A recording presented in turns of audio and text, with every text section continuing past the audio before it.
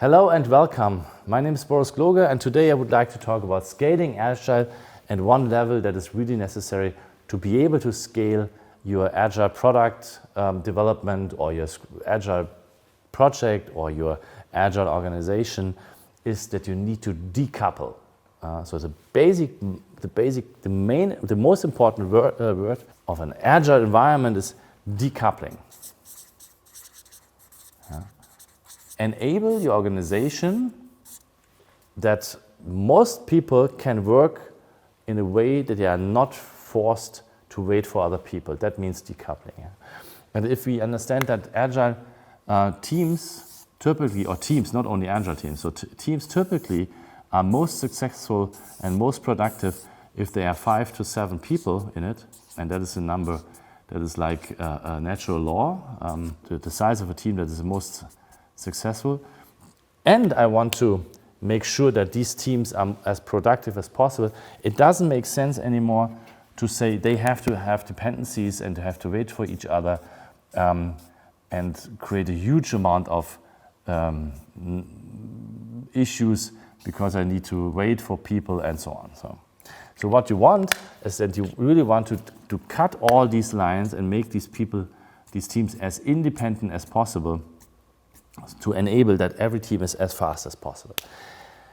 How to do that is you need to come up with and also not only an infrastructure, that is the next topic, but you need to come up with a thinking how to create large systems, because all of these teams create a large system together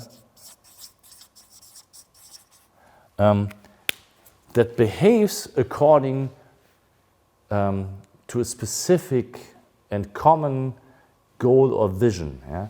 Because all of these teams, even if they are completely independent, in theory, yeah? So as independent as possible, they need to get aligned. Yeah? So even if you want to create as self-organized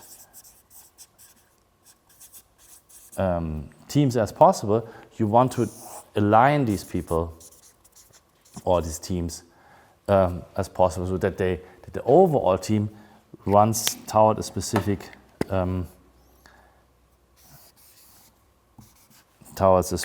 orientation or goal.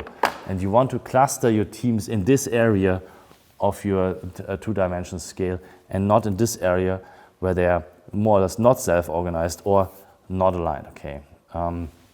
And it's only possible by boundaries. Yeah? So you need to come up with boundaries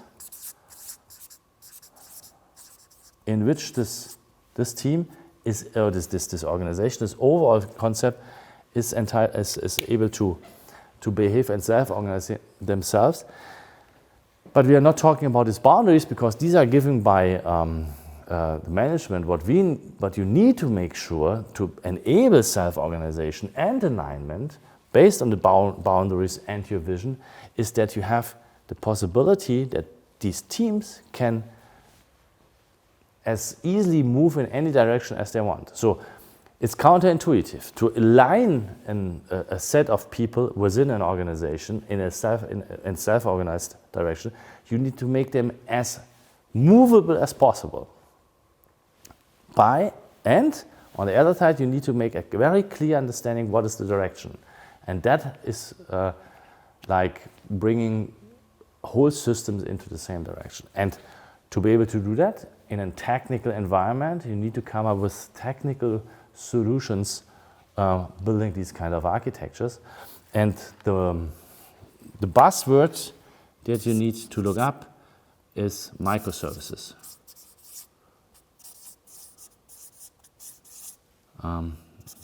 So microservices are the technical implementation, or the concept of microservices is the technical implementation of that basic idea in a technical environment.